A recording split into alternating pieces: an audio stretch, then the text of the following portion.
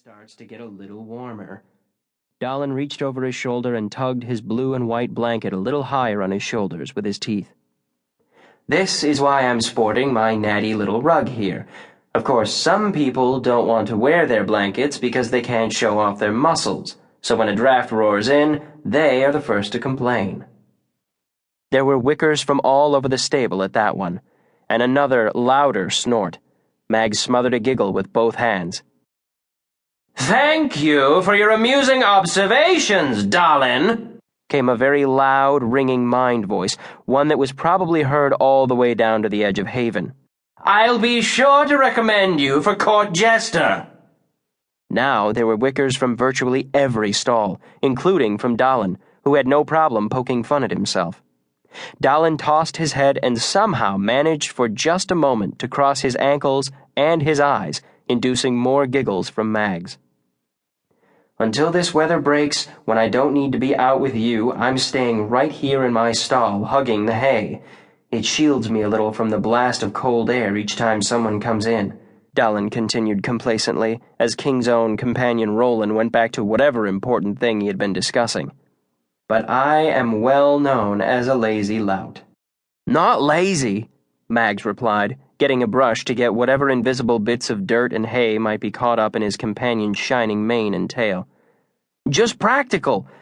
If I didn't have to go back and forth to classes, I'd hole up in me room and not move till it got true warm." He sighed a little. "Been so long since I seen a warm sun, I'm beginning to disbelieve in it. Don't wonder that Roland's tetchy." Dallen nodded vigorously.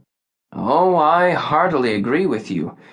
All those days of dark cloud and endless snow made people depressed and edgy, and now I think maybe some of us are losing our patience as well. It's hard to be cooped up in here, knowing that spring is taking its time in getting here properly." The stallion stretched, arcing his neck so that Mags could get all the itchy spots with the brush as he did so. "I'm not the only one wanting a nice walk out on a lazy hot day with the sun blazing down. Too bad that won't happen for at least a couple of moons yet. And when I think about how it feels to have a good roll in long grass and a gallop on a warm summer night, bah, I start to feel out of sorts too. Especially when I think about those gallops on summer nights, because I do look so splendid by moonlight." Mags had to smile at that, and his mood lifted. He leaned into Dallen's neck and continued to brush, letting the motions soothe them both. It had been another slightly edgy day for him, and maybe Dallen was right about people being out of sorts because they were cooped up. He couldn't understand why. Well, he couldn't until he thought about it from the point of view of the other trainees. Most of them thought being forced to stay warm and indoors was a trial, and not a hitherto unimaginable luxury. Actually, he was probably the only one who felt that every day was spent in luxury. Not quite.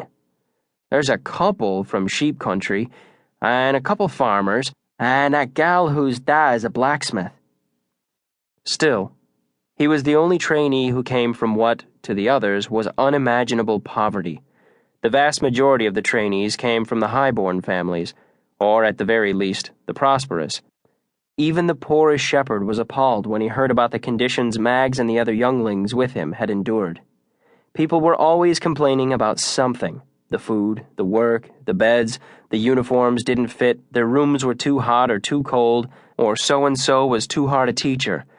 Sometimes he wondered if they just made things up to complain about. Whereas, he was grateful to wake up in any kind of bed at all.